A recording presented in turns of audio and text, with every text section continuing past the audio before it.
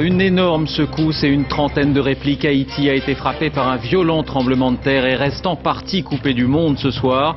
Les premières images montrent des scènes de chaos, des bâtiments effondrés. 12 janvier 2010. La terre tremble en Haïti. Comme le monde entier, je suis choquée par ces images. En quelques minutes, 300 000 personnes perdent la vie. La capitale, Port-au-Prince, est complètement détruite. Ce que l'on ne sait pas encore, c'est que le sort s'acharnera à nouveau sur les Haïtiens. 6 mois plus tard, ils sont frappés par un autre fléau, plus silencieux, mais lui aussi meurtrier, une épidémie de choléra. Je m'appelle Faiza Guène et je suis romancière. L'ONG Solidarité Internationale m'a proposé d'aller voir de mes propres yeux comment les Haïtiens luttent aux côtés des humanitaires contre cette maladie. Et j'ai accepté de me lancer dans l'aventure.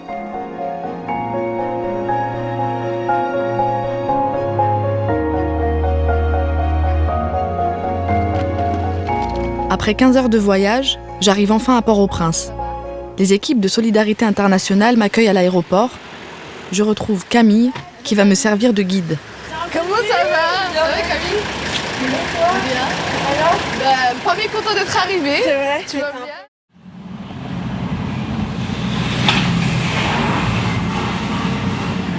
Le lendemain, nous allons à la base de Solidarité Internationale pour rencontrer les équipes qui mènent un combat acharné contre le choléra depuis près de 10 ans. Ça va? Bon voyage, tout s'est bien passé. Vous êtes en forme? Très bien. Grande semaine nous attend. Wankos Loror, responsable du projet choléra, et Jean-Sébastien Molitor, chef de mission, m'accueillent sur place.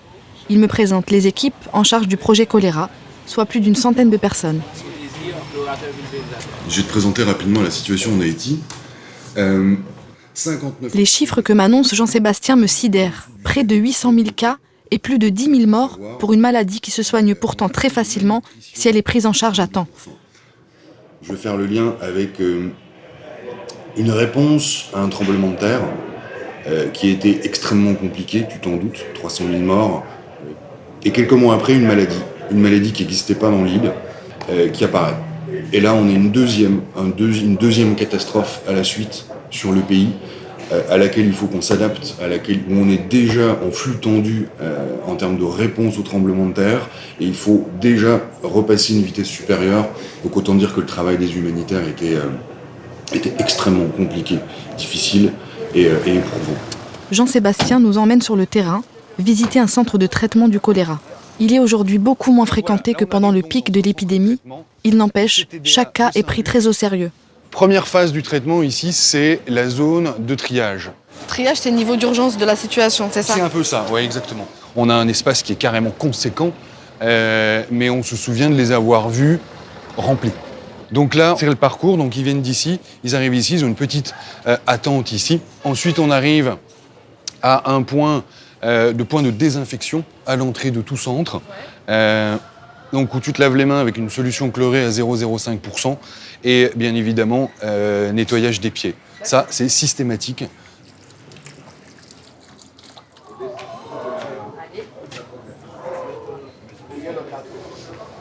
Évidemment, normalement, on est plutôt... Et il y a l'entrée et la sortie. Ouais, parce que j'ai failli faire l'inverse. Ouais. Je me suis dit, mais Ma forme de pied est mais pas après, mon sens logique a pris le dessus. On arrive dans le centre de traitement où nous avons effectivement 2 cas suspects. Je voudrais dans un premier temps te présenter Djamani, l'infirmière référente au centre médical, et Lubin, notre Bonjour. agent sentinelle. Et Lubin, par exemple, toi, tu te charges de prévenir quand il y a un cas pour aller, qui commence leur enquête et savoir en fait où ça se passe et comment prendre en charge? Dès que le cas arrive, je suis là pour retracer l'ensemble des informations, pouvant amener l'équipe travaillant sur le terrain direct chez le patient.